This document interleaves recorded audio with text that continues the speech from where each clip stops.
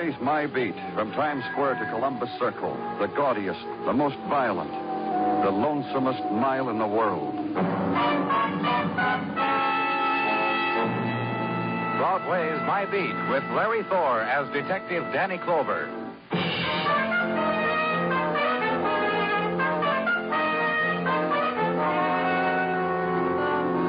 When November settles down over Broadway, everybody's got a lot to cheer about. It's the time of the hot dog. It's the season of the rackety racks and the split T formation. And the coaches, left hand on the pigskin, who swear their boys aren't being brutal out there in the field, just eager.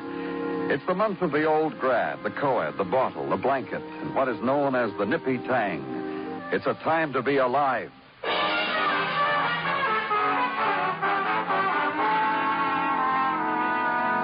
And there's a place just off of Broadway, a room sealed off from every other place in the world, structurally designed to keep out everything but pain. The police morgue, where I was, where Detective Macklin was, and the slabs that held two men newly dead. Alcohol poisoning, Danny. They were shipped here from the emergency hospital for identification. You know who they are? Yeah. This one, Joey Macklin. Bowery, pickpocket, bum, panhandler, rummy. This one, you know him? No. He's the reason why I called you down here, though. Notice anything, Danny? Looks pretty well fed. Fingernails look like they'd been manicured not too long ago. Uh-huh. A couple other things. Found this crumpled mask in his pocket. Take a look at his clothes. Really raggy, huh? Underneath, he's wearing silk underwear. You taking prints? Last night, soon as they came in. Code number sent to Washington right away. You say the emergency hospital sent them over? Yeah, they staggered in there practically blind from the bum booze, screaming. We couldn't help them, Danny. They were too far gone. They had the liquor on them? No. There's liable to be a lot more of it someplace, Macklin.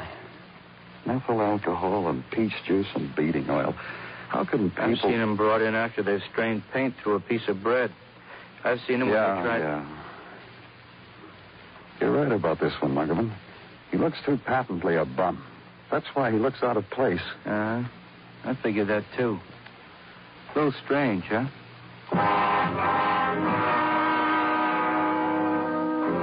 And then it closes in on you, this place of the derelict dead.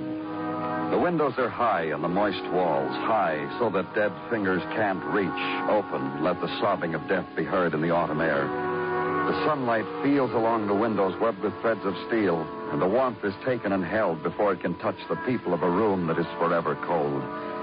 All of it has been yours countless times, and still the shudder comes. You try not to let them see it.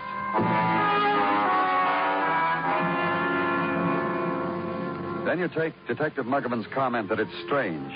Take it with you into a long corridor up a flight of stairs. Drop it on a sergeant's desk for an immediate checking. Fill the time of waiting in the official ways provided for such intervals. And a door opens. It's being brought back to you cheerily by Sergeant Tartaglia. Danny, I want you should do something for me. The please is implied. Oh, what, you know? I want you should stick your nose out the window. Why? To partake with me of the nippy tang that is there for everyone's nose. I've had mine, Gino. Then you will agree with me that it is both nippy and tangy. That it makes the vitality surge in the... Is it surge enough for you to hand me whatever you're holding in back of you? Which hand, Danny? Gino. A fellow wants to play a little game, takes a second, brings a little happiness. What have you got, Gino? In this envelope is contained a telegraph report from the FBI anent the request Detective Muggavan made of them concerning the fingerprints of the deceased vagrant who is now in our morgue. Give it to me. Identified. They've identified him, Gino. Those FBIs. Quiz them a question and lickety-split, they give you an answer. John Howard, Lieutenant Colonel, Retired from the Army of the U.S. Present address, 3212 Park Avenue. Occupation, bond salesman. I peeped, Danny. I also took a liberty. Oh? Yeah, I took the liberty of phoning to the domicile of said deceased. Spoke to a Mrs. John Howard. Asked her politely to come hither to... Why don't she be here? Any minute, Danny, in a nonce. She had but to find a suitable outfit for an outing. The police had... this liberty I took, is it... You did good, Gino. Real good. And wait, then. Pick a window and stand there and watch the street below, the eddy of crowd, the cars impatient of those stupid enough to be pedestrians, Watch the first shadows drift in, pick a place, and shed a layer to find another place. And finally, see a car draw up to the curb. A long car and black and expensive. And a woman get out of it, stand on the pavement, and look at a doorway marked Police Headquarters, hesitate, and then walk toward it. Then leave the window and hurry downstairs. Pick up the woman at the information desk. Ask her a question. Yes, I'm Mrs. Howard. My name's Clover. Will you come with me, please? Of course. Would you mind telling me why I'm here? Through this door. Not at all. In cases like this, we're not really sure, so... Sure about what? A man died last night. There's a possibility you might be able to identify him. A man died? Yes, from methyl alcohol poisoning. John? My husband? It was John? In here, Miss Howard. You haven't answered me. Is it John? I'm afraid that's what you'll have to tell us. Oh. Oh, no. Mrs. Howard. Oh, I want to see.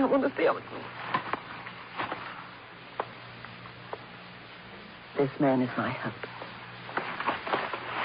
I'm sorry, Mrs. Howard. If you...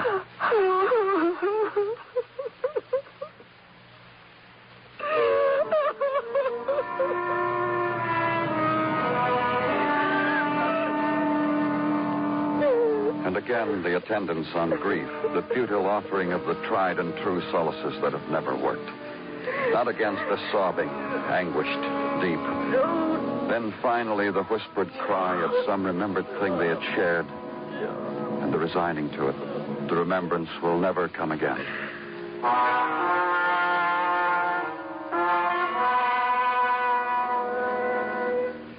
And the woman is quiet now. You detail a man to drive her home. Restrain the questions that must be asked for another time when the sudden anguish has become old, familiar, a thing to be lived with. Strip a picture of John Howard from a file to take with you to a man who is an expert on the whys of derelicts. A man you look for, find in a 3rd Avenue bar, embarrassed. You embarrassed me before my friends, Danny. Truly. It is well known what you are and what I am. I am now trying to demonstrate to these companions. What are you now, Benny? A member of one of the honorable and oldest professions. Which profession now, Benny? A purveyor of knowledge, Danny. Look on the new Benny fame, the pillar of culture, seller of encyclopedias. You, Benny? Me, Benny. Gaze on a brochure. I got it here somewhere. Here it is. An encyclopedia of worthwhile facts on the kingly sport of racing. You sell those? With a biannual appendix to bookies to fill in the long hours while looking for a tax-free dodge. Me, I found mine. No longer intimate with the police, am I? Yes, you are, Benny. I am? Uh-huh. You take a look at this picture. Danny, how can you? A picture of the dead you got to show me now. You know him? Not till the papers printed him in orbit that I know him. But I see him around. Where? Bowery, Skid Row, you know. That's where you were selling encyclopedias? Danny, I was calling on an old friend, Mickey Thomas. While cutting up a few reminiscences, I happened to glance across the hall, and there was this guy, this picture you showed me, boozing up with another guy named Joey Macklin. I waved a toast to him, and I went back to my... Take me there. Huh? Where? To Mickey Thomas, the man you visited across the hall. Take me, Benny. Danny, I was about to close a sale. We could go by way of headquarters, Benny. I know a shortcut. Come on, Danny.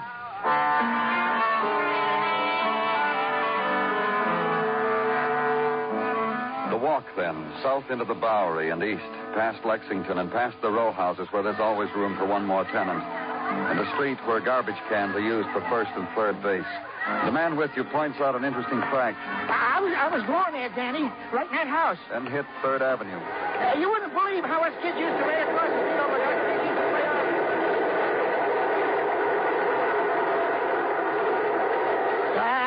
Never mind, Danny. It wasn't important. The place I was telling you about is right there. Let me open it up for you, Danny. You better watch this floorboard right here. Say this. Oh, I know these places. I really know. Hey, that's Mickey. Always raising the roof. It's Mickey. Help me. Help me. What's the matter? What happened to you? I drank it, that liquor. Now I can't see. I'm blind. I'm blind. Help me. Help me.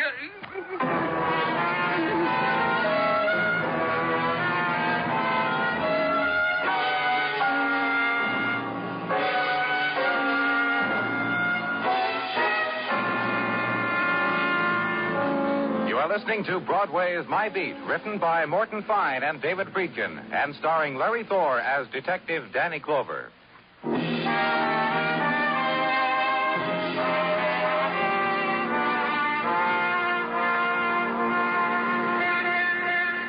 Broadway approaches the new November day softly, politely. You've got to do that, kid. Treat the morning nice. Maybe that way you'll still be on your feet when day is done. So set the loudspeakers to music guaranteed to absorb shock. Climb the spectaculars. Remove and replace the Mazdas that died in the night. Polish the neon. Wash the night dust off the mannequin's face. Tighten the bolt. Tilt her body more forward, her head nearer to the shop window, so that her lips are closer to the promise of a good morning kiss. And having made way for another day, find the quiet place to read the papers.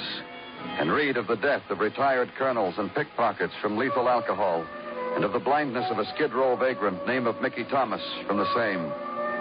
And skim through to the comics. There, kid, lies happiness. But where I was, the new day fell on the sightless eyes of Mickey Thomas, on the fleeting figure that worked against his pain. Finally whispered, "You'd better come back, Lieutenant, later. And leave to another place to ask questions about the dead. And a woman tries to answer them for you." The last time I saw him, John, the last time I saw him was Halloween night. We'd been invited to a party. We wore funny clothes. That tramp suit you found John in, it was the funniest thing he could think of. Mrs. Howard, You will make it brief, won't you? You see, I'm packing. I'm going away, and the boat... You're leaving the country? Europe. It was a plan John and I had. Europe. All the gay places he'd been while he was in the war. A couple of weeks ago, out of nowhere, he said I'd love him. Let's go, Lila. I've just given up my $20,000 a year position so I can show you to Europe, Lila. Maybe you'll like it so much, Lila, we'll never leave. Mrs. Howard, perhaps it might... You're not going to stop me from going, you know. John said it would be fun. I'll just have to have fun alone now. You're not going to stop me. No, we've no reason to. Now. Good, I'll sleep on the boat tonight. If I slept here, the boat sails in the morning. You said now. Would there ever be a time you could stop me? I don't know yet, Mrs. Howard. All I know now is that your husband, a rich man, died of poison liquor. That he came in off of Skid Row. Well, that's easy to explain. It is? Of course. John got feeling good at that Halloween party. High, you know, high and gay. Whenever he got like that, he'd make bets. He made one that night? Crazy one. The kind he liked. That he could go to Skid Row dressed as he was and live there for a week and never call on any of us for anything. When he thought of it, he grabbed Frank and said, Frank who? Frank Clifton. Frankie was John's adjutant during the war. He grabbed Frankie and made the bet. And you never saw your husband after that until... Till you showed him to me in the morgue. Frankie and I went looking for him one night because I was worried. We didn't find him. I came home. Frankie kept looking. He didn't find him. You have Mr. Clifton's address? It's in the phone book, Sutton Place. For a minute there, Mr. Clover, you actually considered not letting me go on this trip. Tell me why. Mrs. Howard, Something about John's death is the word troubles? John's death troubles you? Well, in the way I told you, Mrs. Howard, that a wealthy man, an intelligent man would find his dying in poison booze? John was a man of whims.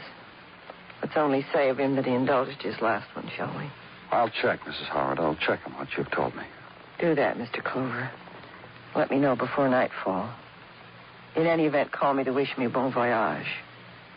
I'm going to have fun like John said I should.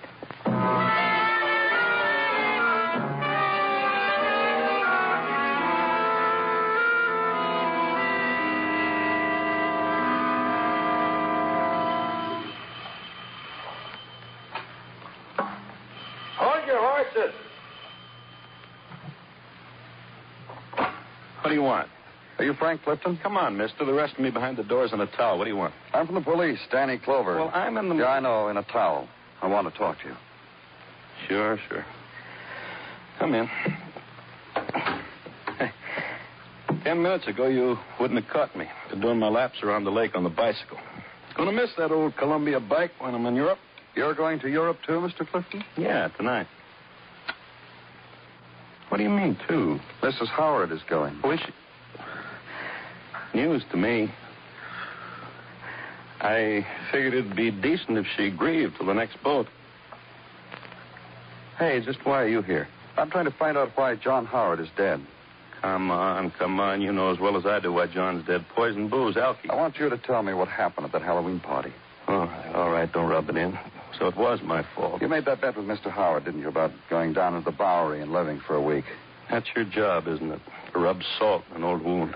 How come you made a bet like that, Mr. Clifton? I didn't want to. If you knew John like I did, how do you argue with a man like that, Clover? What kind of man was he? Everything was a bet. Could be walking along, he'd pick any stranger in the crowd, make you wonder about him or her, and then bet you were wrong. He'd find a way to prove it, too. I was his adjutant all through the war. That's how I spent the war, making book for him. I want to know exactly what that bet was you made with Mr. Howard. Well, first you got to understand I didn't want to make it. All right, I understand. He bet me on account of he was dressed like a tramp. He could go down to the Bowery and live like one for a week. He could do it longer, he said, except he had to catch that boat. Eat anything a tramp does, drink anything, you know, the works, for $100. Mrs. Howard said she got worried a few days ago. She hadn't heard from him. That she went down to the Bowery looking for him. With me. We looked, couldn't find hide or hair. Got late, I sent her home and kept looking. Nothing. Couldn't find him. Then Mr. Howard was a pretty good friend of yours, huh? My CO, from Amsterdam to Essen to Cologne to Mannheim to Berlin. And that's why you're going to Europe, huh? To take another look? Those places, and let us not forget Paris. My old man got over there in the First War. I didn't. He still holds it over me. Look, Clover, you mind if I soak the old body now? Thanks a lot. I'll drop you a card. Walk away from the man eager for the sightseeing of old sights. Walk away with the puzzle still yours. Why a man like John Howard should die of poisoned alcohol? Why a man like Howard would so quickly descend to a state where alcohol from whatever source was so needed that he challenged death for it, and weigh against it the possibility of death cause premeditated murder. And let the thought take you back to a hospital room where a man lay with his eyes bandaged against light, and another sat at his bedside talking quietly. Martin is doing what he can for you, Mickey. You're getting the best, but... Oh, hi, Danny. How is he? Better, I guess, Danny. He's been asking me... Tell him, Mickey. Who is he? Lieutenant Clover.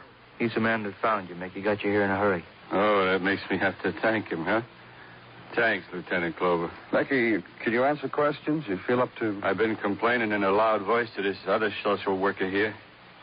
Yeah, I guess I could answer a question or two. Where'd you get the booze? I got it. Tell us where, Mickey. We'll bring him in for you. Nothing I could wish more. To get the guy that... Funny, huh? What is? I don't know where the booze come from. Look, Mickey, you still... I don't know where it come from. All I know is I waited till Joey Macklin and that other character ran out of their room.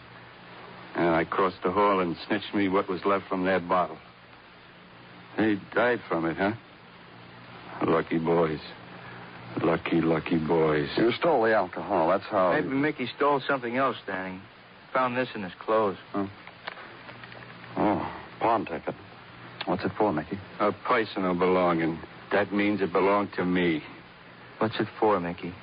Me and my back, you'll find out anyway, won't you? Yeah, Mickey, we will. So go find out. And do something else for me, huh, Lieutenant? What? On your way back, pick up a tin cup and a box of pencils. It'll be a favor.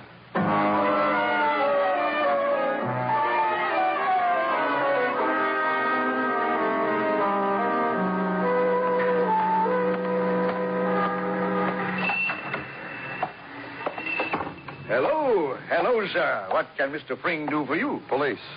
Mr. Fring is delighted to serve you. In what capacity does Mr. Fring do that? As a redeemer of pawn tickets. This one. Mr. Fring remembers it. Why shouldn't he? He wrote it only yesterday morning. It's being redeemed, Mr. Fring. surely.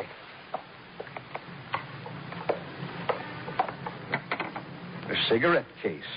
This looks like a pretty expensive item, Mr. Fring. How come you only lent $2 on it? Because he who pawned it was one of our boys.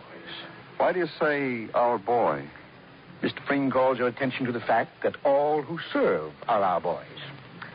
I call your attention again, may I? Please do. To the engraving on this case. A screaming eagle with a dagger. An obscure insignia. However, I'm positive an insignia of one of our doughty combat outfits. I know because during unpleasantness number 2, I sold our boys shoulder patches as a sideline. I've just reordered. Mr. Fring. You're taking it. There's $2 plus interest due on it. Yeah. Can Mr. Fring whistle?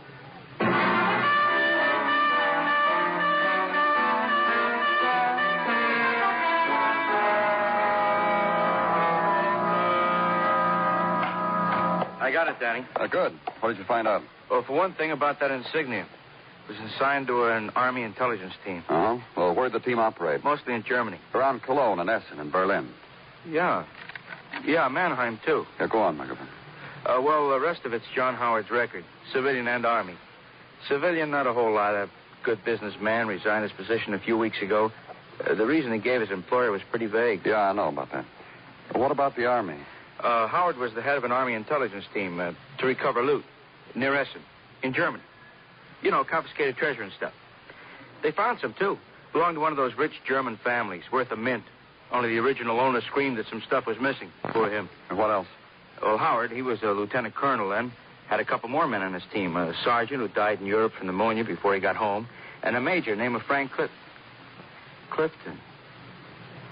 You don't need much more, do you, Danny? Nothing. Thanks for a motive.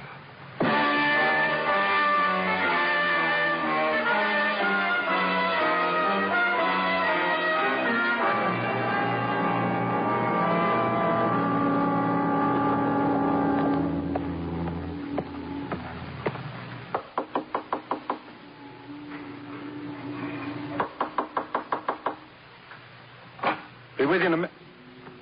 Oh, you come down to say goodbye to me, Clover? If it's those people from the party next door, Frank, tell them. It's the police, Mrs. Howard. Danny Clover.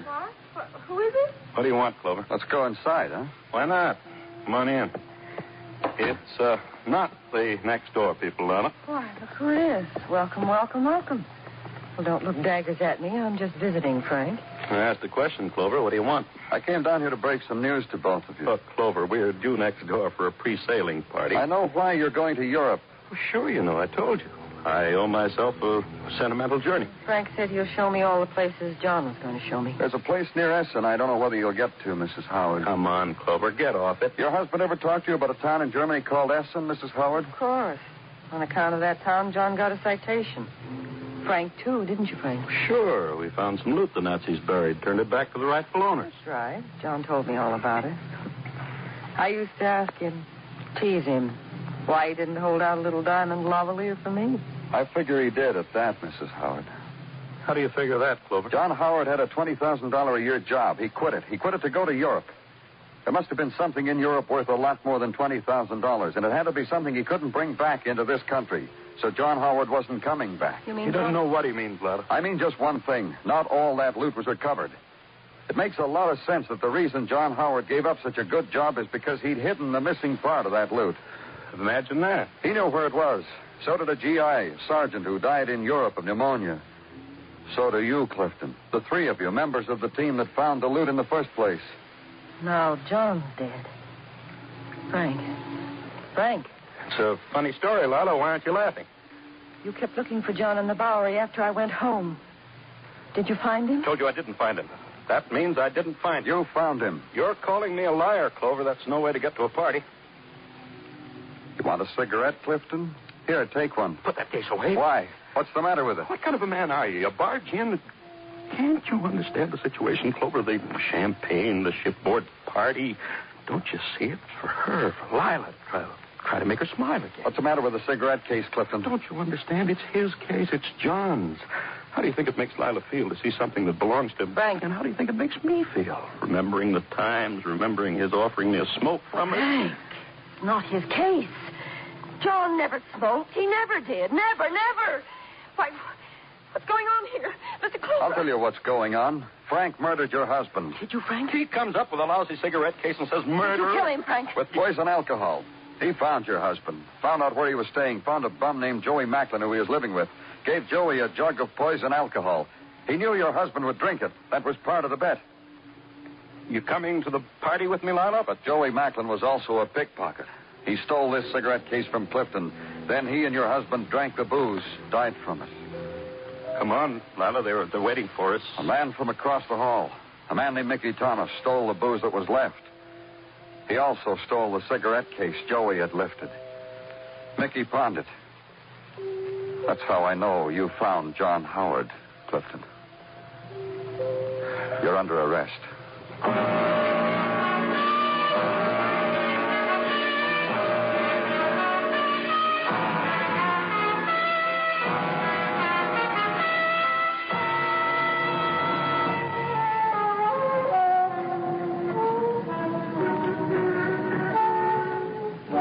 On Broadway, there's always a vision that stands in a doorway at the end of night. You run after it, but a hand at your sleeve tugs you back. A grinning face whispers there's something better inside. But you keep running till the same voice whispers the odds you'll never make it. And you never do.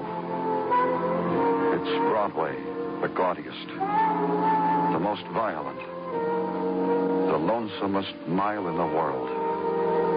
Broadway, my beat.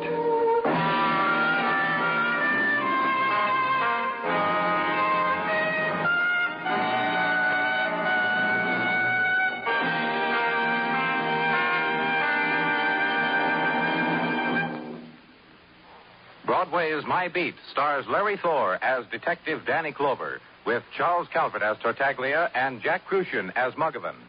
The program was produced and directed by Elliott Lewis, with musical score composed and conducted by Alexander Courage. In tonight's story, Irene Tedrow was heard as Lila Howard, Lou Merrill as Frank Clifton, Leo Cleary as Benny Fain, and Steve Roberts as Mickey Thomas.